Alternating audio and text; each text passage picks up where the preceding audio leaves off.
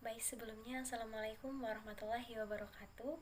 Perkenalkan, nama saya Rindi Zafira Ramadhani dengan NIM 2019406405061.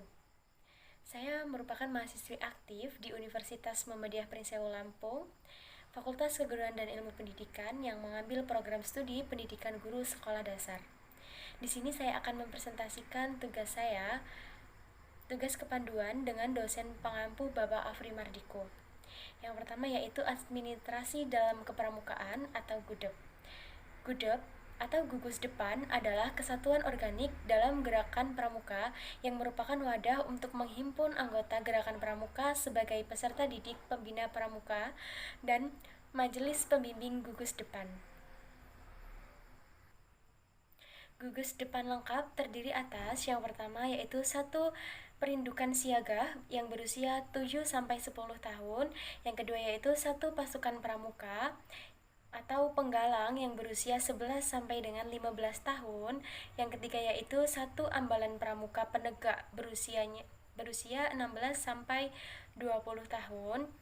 Dan yang terakhir yaitu 1. Racana pramuka pandega berusia 21 sampai 25 tahun. Administrasi gugus depan atau GUDEP adalah semua perencanaan kegiatan dan tata cara tulis-menulis dalam lingkungan gugus depan atau GUDEP.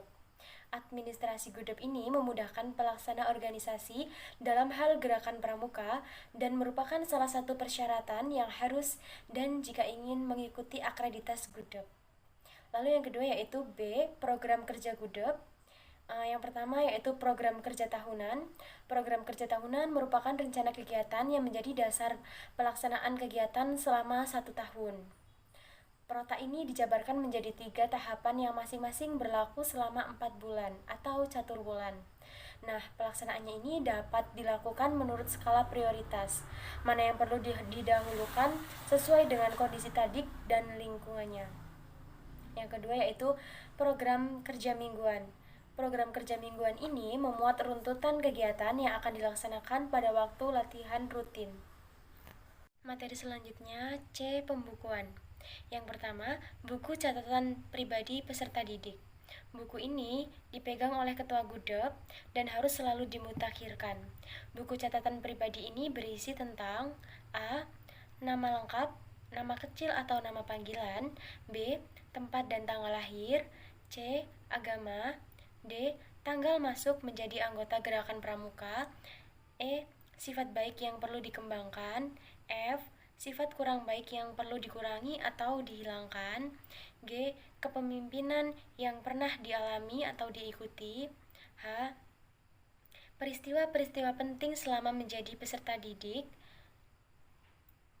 I. Observasi terhadap pribadi anggota yang meliputi tentang kecerdasan, gotong royong, disiplin, kegembiraan, saling tolong-menolong, loyalitas, kejujuran, inisiatif, kepribadian, mentalitas, kreativitas, pengabdian, dan lain sebagainya. J.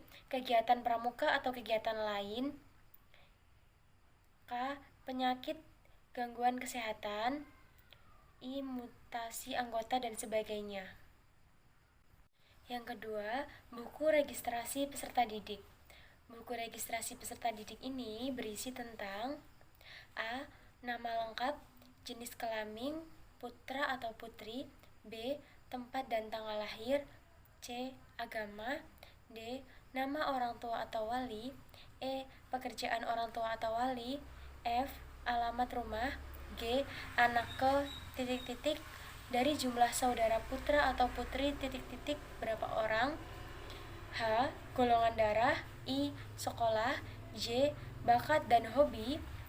Poin K. Hal-hal yang perlu diperhatikan meliputi tentang kebiasaan, kesehatan, bahasa yang dikuasai, dan lain-lain. Lalu L. Pengalaman dalam kepramukaan. Dan yang terakhir, bagi peserta didik penyandang cacat perlu dimasukkan jenis kecacatannya.